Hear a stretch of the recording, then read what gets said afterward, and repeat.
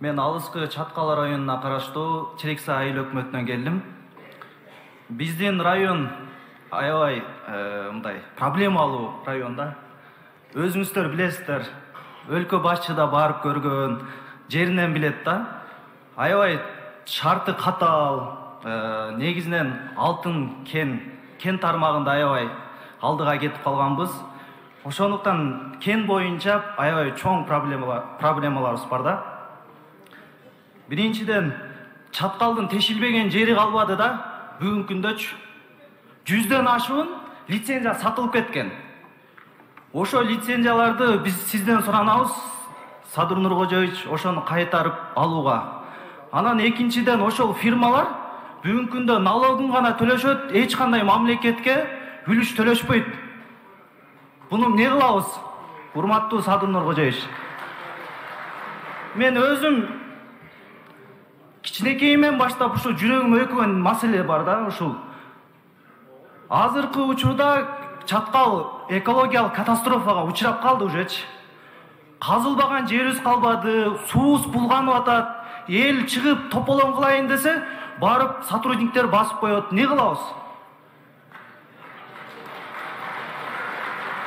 Бюджетти көтөрөбүз дейбиз, бирок бюджетти көтөрө турган нерселерди кылбайбыз да.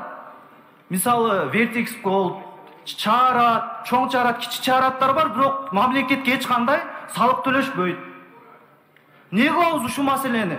Бюджетти көтөрө турган нерселерди кылбай атабыз. Анан экинчи маселе, мисалы мен жашаган жерде Черексай, Кызыл Токойлор бүт лицензионный площадка берилип кеткен. Менин огородум мен жашаган жер уже берилип кеткен, Садыр Нуркожоевич. Не кылабыз бул маселени? Мен жашаган, туулуп өскөн, киндик каным тапылган жер берилип кеткен. Мен аягында жооп берем бул маселе боюнча. Анан экинчи маселе, Чаткал тоолуу, аябай кышы татаал болгондуктан бизде элдин саны аябай аз бүгүнкү күндөчү.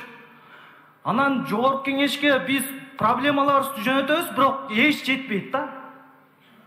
Ушул убакка чейин Чаткал менен Ала Бука менен биригип биз жогорку кеңешке шайлайбыз, бирок ошол адам 2005ден бери шайланат, бирок бир ушул Чаткалдын маселесин көтөрүп койгон адам жок.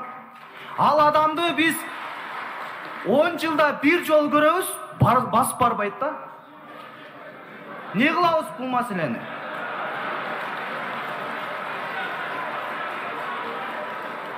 Сизден суранабыз, ушул маселени жеринен чечип бериңиз, болбосо кетпейм. Рахмат, жакшы.